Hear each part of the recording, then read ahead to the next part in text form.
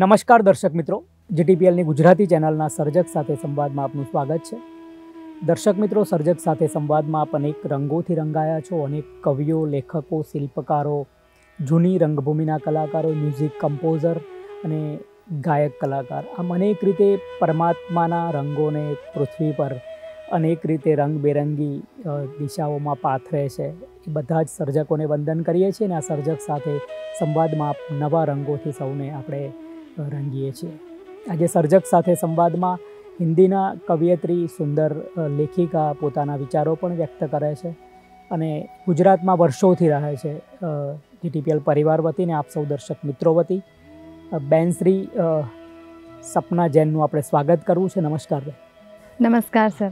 सपना जी, दर्शक मित्रों, मैं आपको ये बात बता दूँ, हिंदी कवियत्री है, गुजरात में बहुत सालों से रहती है, गुजराती से भी वाकिफ़ है बट हिंदी में ज़्यादातर बोलती है. तो ये प्रोग्राम में आप उनके आंसर, मेरे क्वेश्चन भी कुछ हिंदी में रहेंगे, आप सुनिए. और हिंदी को भी अपनी राष्ट्रभाषा है तो गुजराती से भी गुजराती अपनी माँ है, वो अपनी ग्रैंड मदर है, तो उनका भी हम स्वागत करते हैं. सपना जी, आपका जन्म इंदौर में हुआ, तो वहाँ पर प्राइमरी स्कूल, माध्यमिक कितना पढ़ी हो आप, और कविता का शौक़ कैसे हुआ?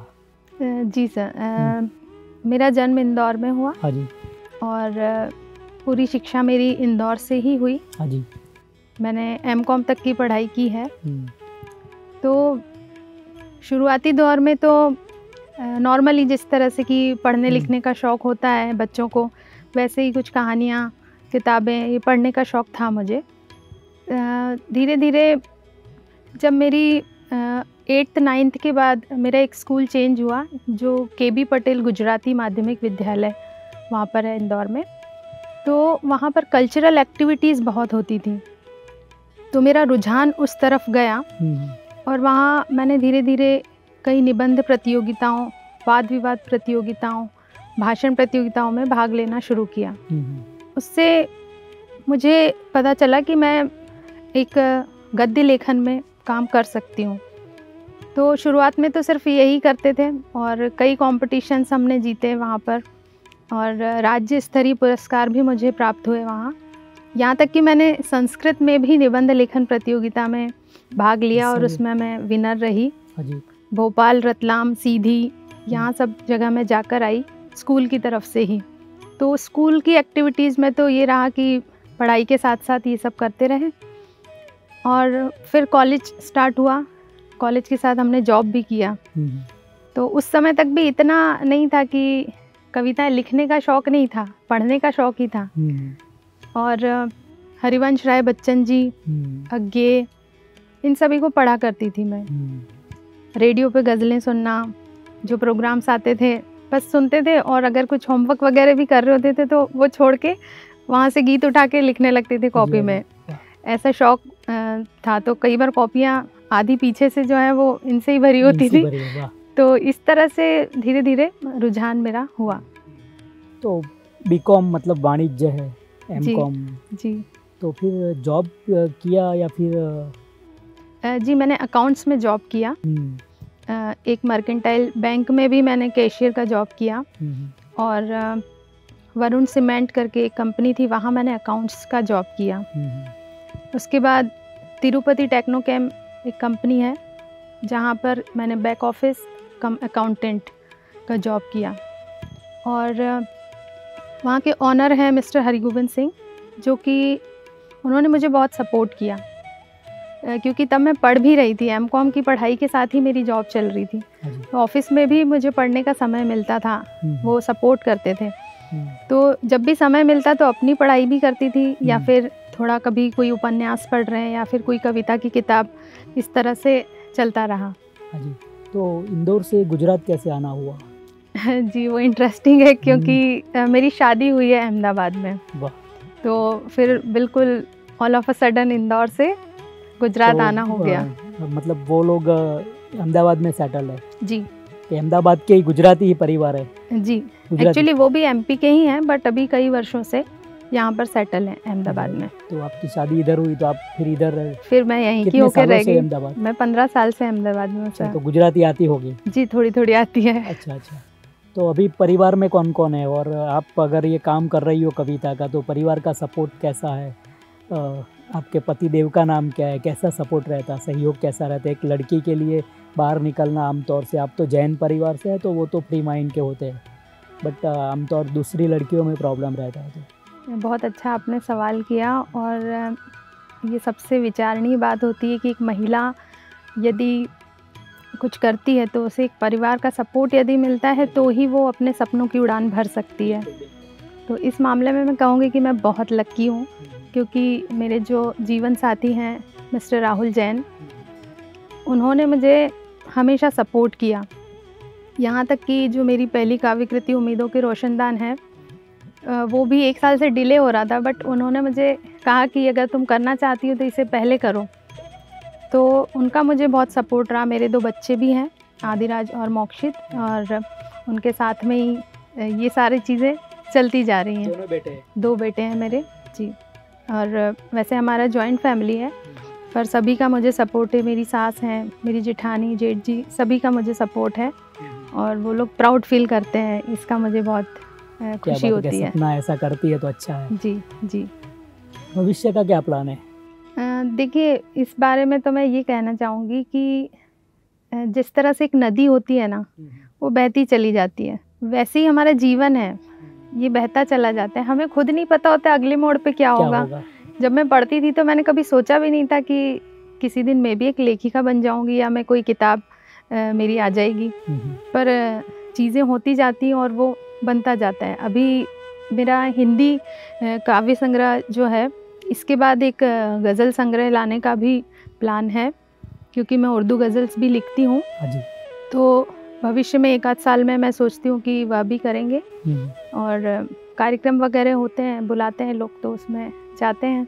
इंदौर छोड़ा तो क्या 2 बातें पसंद थी जो अभी तक आपको याद आती है? इंदौर, एक तो हमारी ऑब्वियसली कि बर्थ वहाँ हुआ, तो एक जो नहीं वो छोड़ देते, और 2 चीज़ें कौन सी पसंद थी जो अहमदाबाद में नहीं फुलफिल हो रही? एक तो भाषा का मैं कहूँगी, क्योंकि वहाँ हमारी लैंग्वेज पूरी हिंदी थी, यहाँ पूरा गुजराती लैंग्वेज कल्चर सारा आया, तो थोड़ा सा सेट होने में मुझे टाइम लगा। एक तो वो मुझे पसंद था, और दूसरा कि वहाँ पर जो एक सर्कल था हमारा, तो वो सारा प्रमोट हिंदी वाला ही था देखा जाए तो मुझे लगता है कि वो मुझे एक अच्छा वहाँ पर सपोर्ट और मिल सकता था बजाय यहाँ के। वो अच्छा, मुझे अहमदाबाद में 2 चीज़ें ऐसी कौन सी रही जो इंदौर से अच्छी रही? अहमदाबाद तो बहुत ही अच्छा है। नहीं वो तो है, बट इंदौर से कि नहीं, इंदौर से ये मुझे अहमदाबाद में ये 2 चीज़ अच्छी मिली। इंदौर 2 चीज़ छोड़ी तो मुझे दुख हुआ, बट उससे ज़्यादा इधर मुझे 2 चीज़ अच्छी मिली। सबसे पहले तो जो मेरे जीवन साथी मिले मुझे, राहुल जी, वो मुझे लगा कि एक परफेक्ट लाइफ पार्टनर अगर होता है तो वैसे भी लाइफ आपकी अच्छी हो जाती है, तो वो बहुत प्लस पॉइंट है।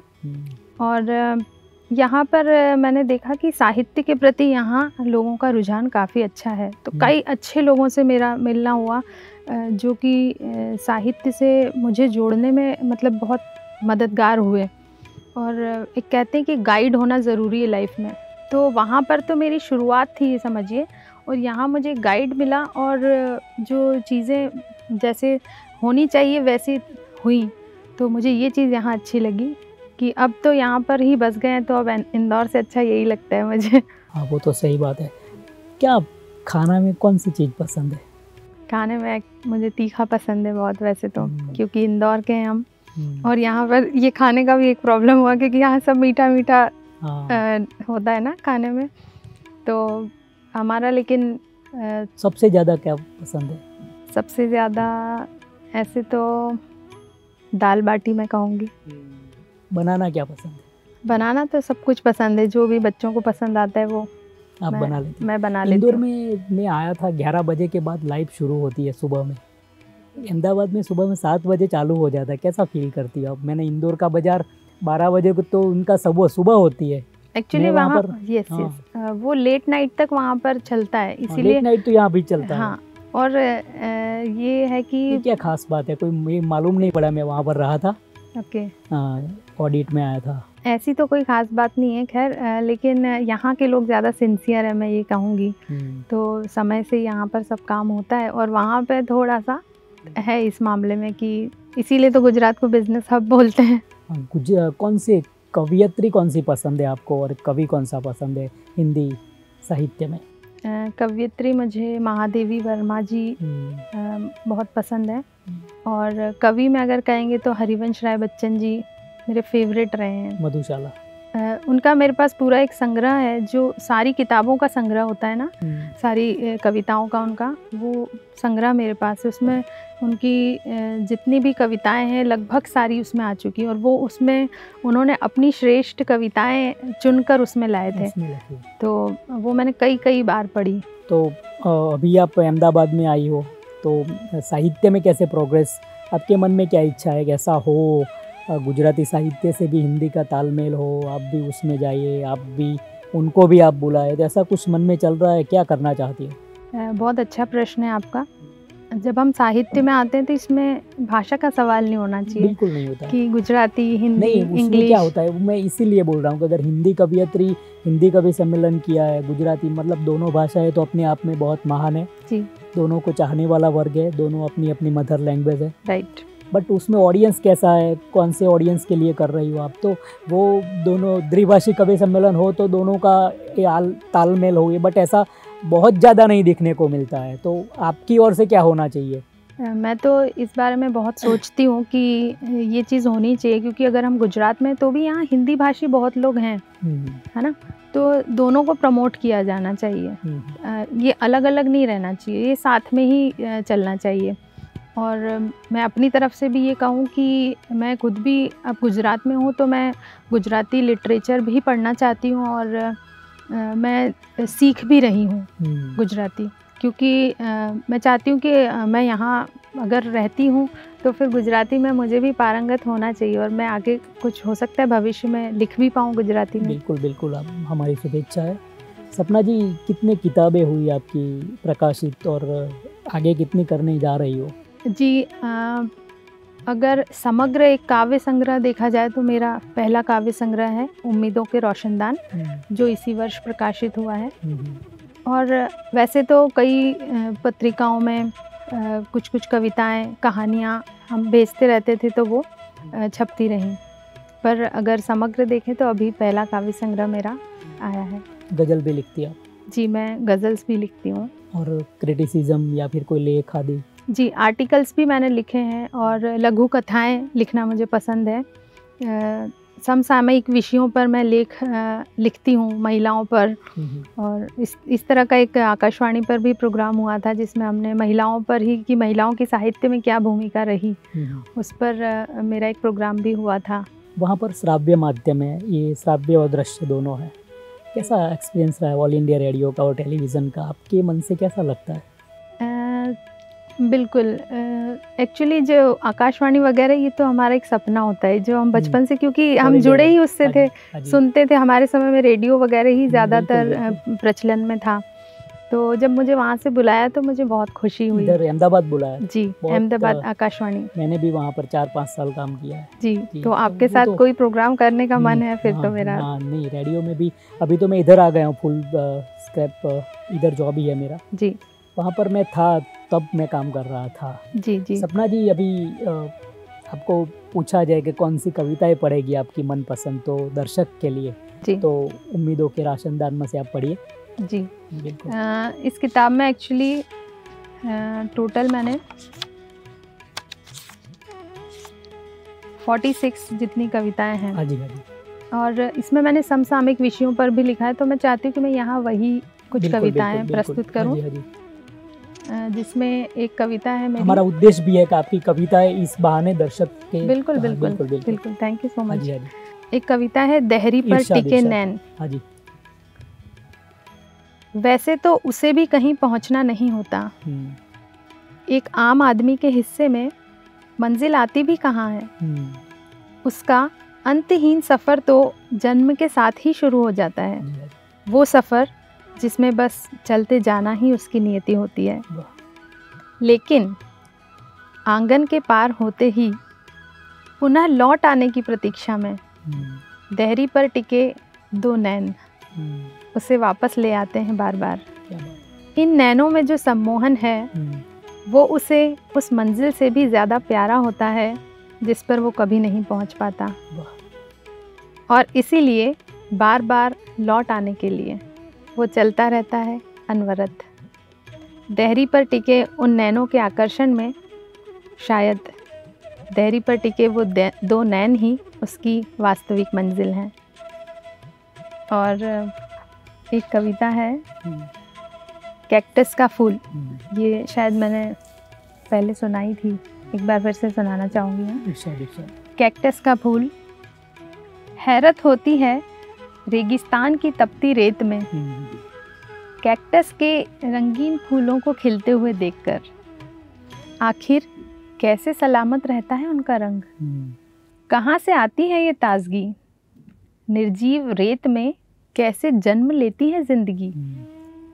जहाँ सांस लेना भी होता हो दूभर, प्राण सूख कर कंठ में आ जाते हों, बूंद बूंद पानी को तरसती हो फिजा, उठते हो विनाशकारी तूफान, हर तरह की प्रतिकूल परिस्थितियों में भी पर्वत सा हौसला लिए खड़े, मुस्कुराते खिलखिलाते ये कैक्टस के फूल संदेश देते हैं विपरीत परिस्थितियों का डटकर मुकाबला करने का। और तपती रेत पर लिखते हैं जीवन की एक सुखद शीतल परिभाषा। वाह, एक गज़ल सुना दीजिए, अभी आपने जो सुबह में ऑडियो टेस्ट के लिए बोला। ओके, इरशाद इरशाद। गज़ल ऐसी है कि नाम आया है उसका गुनहगार में, नाम आया है उसका गुनहगार में, नाम आया है उसका गुनहगार में, जिसने सर को झुकाया नहीं प्यार में। क्या बात है। बात कोई हो वो रूठता ही नहीं, बात कोई हो वो रूठता ही नहीं, एक अदा ये भी है मेरे दिलदार में। बहुत अच्छे, बहुत अच्छे, बहुत शुक्रिया। मुस्कुराकर जो एक बार तू देख ले, मुस्कुराकर जो एक बार तू देख ले, जान आ जाएगी तेरे बीमार में। बहुत अच्छे। जान आ जाएगी तेरे बीमार में, ये वफा है ज़माने की दौलत नहीं, ये वफा है ज़माने की दौलत नहीं, ढूंढते फिरते हो जिसको बाजार में, ढूंढते फिरते हो जिसको बाजार में, अन्नदाता के घर में ही दाना नहीं, अन्नदाता के घर में ही दाना नहीं, क्या पकाएंगे अब के वो त्योहार में, क्या पकाएंगे अब के वो त्योहार में।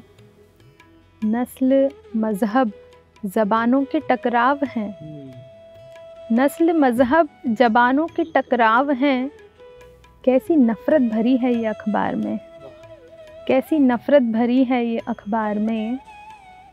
और आखिरी शेर इसका है कि ऐसा लगता है, ऐसा लगता है अब साथ छोड़ेगा वो, ऐसा लगता है अब साथ छोड़ेगा वो, कुछ कमी आ गई उसकी रफ्तार में।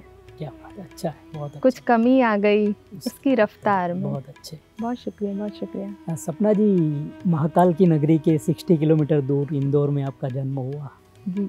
कैसा लगता है महाकाल की नगरी में गए हुए आप, जो वहाँ पर तो गए होंगे, कैसा मैग्नेटिक फील्ड है?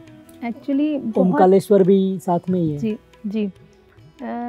देखा जाए तो वो पूरी ऐतिहासिक नगरी ही है जहाँ अहिल्याबाई जी रही हों। सोचिए आप, जब आप वहाँ पर पहुँचते इन जगहों पर तो सच में एक फ़ील आती है, वो एक प्राउड फील होता है कि हम इनके वंशज हैं। और हमें ऐसे महापुरुषों के हमें उनका एक मार्गदर्शन मिला है जो हमें एक प्रेरित भी करता है कुछ अच्छा करने के लिए जीवन में। और उनका खुद का जो जीवन रहा है संघर्षों से भरा हुआ लेकिन प्रेरणादायी, वो हमें भी ये महसूस कराता है कि भले ही कितनी भी परिस्थितियां ख़राब हो जाएं लेकिन हमें पीछे नहीं हटना चाहिए। कोई अवार्ड मिला हो आपको कोई कविता के लिए? जी, मुझे लेखन के लिए एक अवार्ड मिला था 2023 में। ज्ञानोत्कर्ष अकादमी है, उन्होंने बाबा साहेब अम्बेडकर पुरस्कार मुझे दिया था। वाह, ओके। सपना जी, आज के लेखकों को, कवियों को, कवियत्रियों को आपने जो फील किया जी। कैसे लिखना चाहिए, कैसे पैशन रखना चाहिए मोबाइल के डिजिटल युग में, आपका कोई संदेश जो सुन रहे हैं उन लोगों को? जी जी।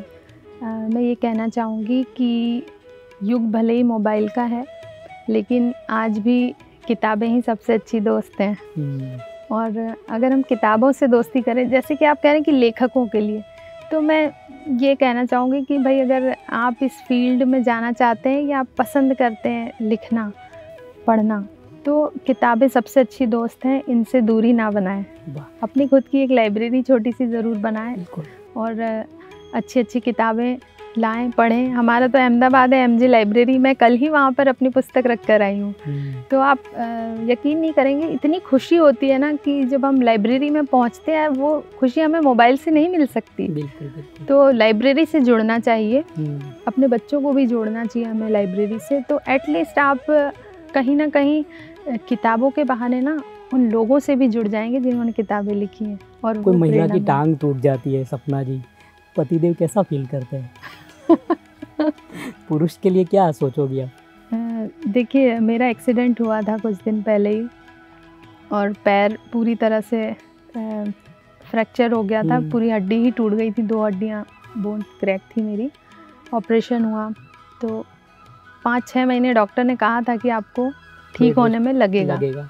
तो वो समय थोड़ा सा तो डिफ़िकल्ट होता ही है, पर वही with the grace of God मेरे जो जीवन साथी उन्होंने मुझे बहुत हेल्पफुल रहे इसमें। नहीं, पुरुष हमेशा फीलिंग्स वाले होते हैं, मैं वही बात आपसे पूछना चाहता था। वो केयर रखते हैं, केयरिंग होते हैं। और सबसे अच्छी बात, एवरी जेंटलमैन ऑल, राइट।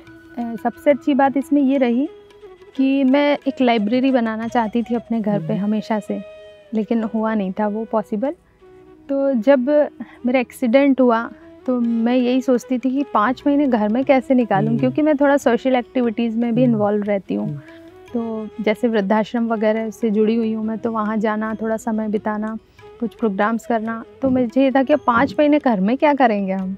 तो मेरे हस्बैंड ने उस दौरान मेरे घर में एक लाइब्रेरी बनवा दी, और वो इतनी सुंदर और प्यारी लाइब्रेरी, उसमें 500 किताबें हैं मेरी। और वो लाइब्रेरी बनाने से ये था कि मुझे लगा ही नहीं कि मैं कहीं बाहर नहीं जा रही हूँ। मुझे जब अच्छा नहीं लगता था, मैं लाइब्रेरी के पास जाके बैठ जाती थी, किताबें देखती रहती थी। इस दौरान पढ़ना लिखना भी बहुत कुछ हुआ और इस तरह ये समय बीत गया। दर्शक मित्रों, हम सपना जैन से मिल रहे थे। इंदौर की सुगंध लेके अहमदाबाद में अभी तो सब हवाएं सुगंधित कर रही है। जीटीपीएल दर्शकों की ओर से और जीटीपीएल परिवार की ओर से जीटीपीएल में आने के लिए उनका तहे दिल से आभार प्रकट करते हैं। आभार, बहुत बहुत शुक्रिया sir, thank you so much.